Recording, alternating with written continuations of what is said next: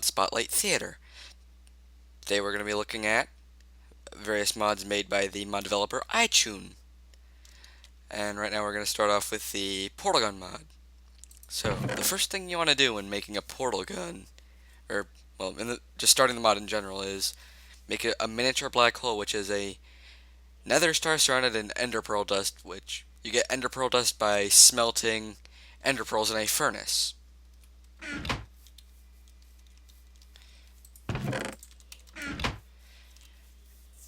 And then next you want to get a portal gun, which is iron, obsidian, diamonds, and a miniature black hole arranged in this order.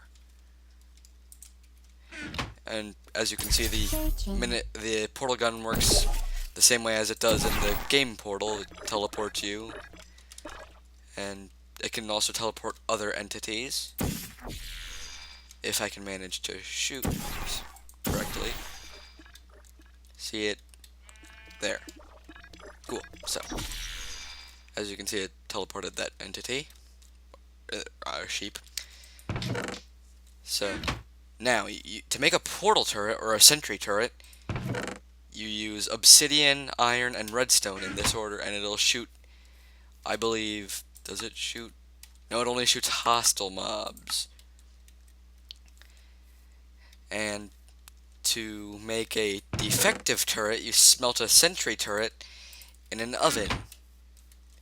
I won't let you down. And the defective turret just is basically like the defective turret from Portal 2, which is utterly useless and is only there for comedy relief, but I think it's kind of fun. And next, but not least, is the long fall boot, which is iron, obsidian, and diamond arranged in that order. And then to make the long fall boots, you combine two long fall boot and put them together to make long fall boots, which will negate any damage done to the player by falling, as I will demonstrate right now. And it doesn't seem to take any durability hit to it. So, as you can tell, this is probably a very late game mod, as observed by the requirement of nether stars. Yeah, alright. See, he agrees with me. Yeah, let's do this. Okay, I get it.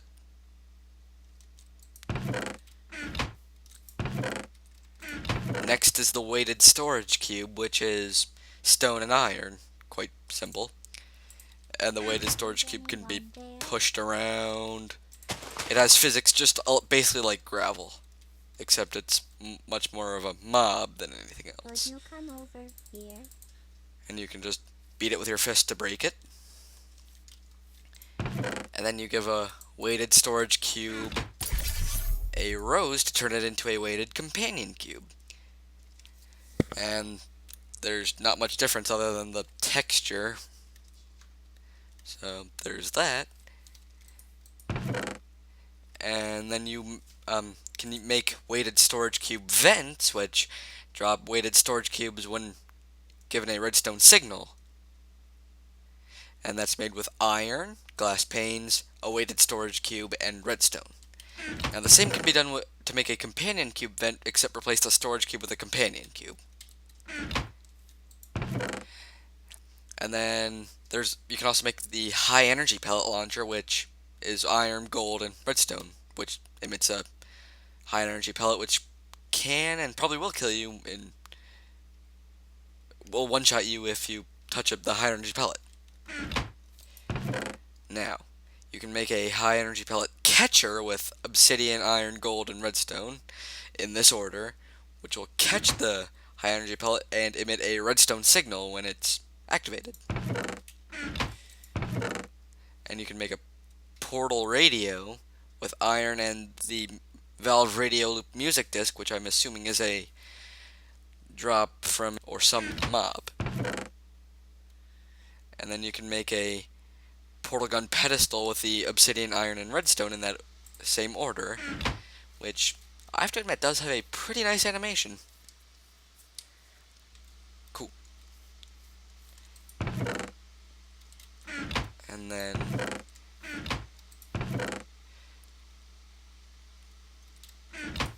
And to make a potatoes, which is Gladys and a potato if you haven't played Portal 2, spoiler alert, is redstone, repeaters, dandelion yellow, jukebox, 2 redstone torches, a button, and a potato. Oh, hi. So, how are you holding up? Because I'm a potato. Hello, potato. Die, potato. And next you can modify your portal gun by attaching bacon to it. Or pork chops. And as far as I know, the only difference is the color of the portals. And you can also attach potatoes to it. You stabbed me. What is wrong with you? Hold on. Never mind. The gun must be But yes, you can attach potatoes to it to make I'm going to do some scheming. Here I go. potatoes gun. Or the potato gun, whichever you want to call it. And that concludes our portal segment. Except for this. Remember in Portal 2 how you could shoot the moon? Well, you can do that too.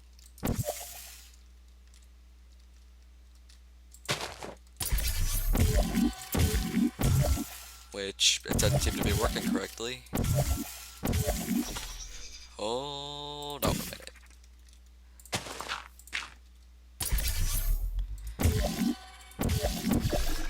Ah. It, as you can see, it sucks up everything nearby, and it will send it into the sky. Well, as far as I can tell, it only does it to players to send it in the sky. I don't know what happens with the other block entities or animals that happen to be, unfortunately, trapped in there. Next up is the gravity gun, which, just like in Half-Life 2, launches blocks. And it can also be used to transport chests full of items for, like, if you're transporting everything into an applied energistics network, which I find to be very useful. Which it can be made with iron, ender pearls, glowstone, diamond, and obsidian. As you can see, not a very expensive recipe, unlike its portal gun. Now, to make a supercharged gravity gun, it's basically the same thing except replace the glowstone with a nether star. And then that can launch blocks farther and also be used to pick up mobs. Like so. Bye-bye, sheep. Cool. So. Now, I'll just go back to my chests. That is all for Half-Life 2, or the Gravity Gun mod. So next up is the Morph mod. So I'm just going to grab an etheric sword, or any sword for that matter, and just spawn in mushroom. And slaughter it. And now I have the ability to turn into this mob. All I have to do is press the right or left bracket, and once I'm over the highlighted mob, I just press enter. And my bones will be shifted, my soul will be destroyed, and a lot of fun stuff will happen, but eventually I turn into a mushroom. Or I can also turn into a sentry turret since I've killed that mob as well. But the sentry turret seems to be a bit derpy.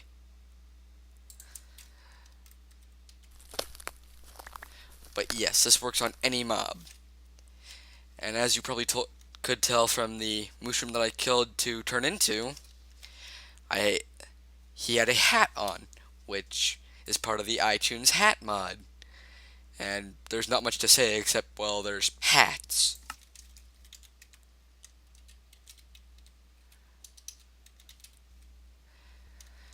And that is all for this mod spotlight. Be sure to rate, comment, and subscribe.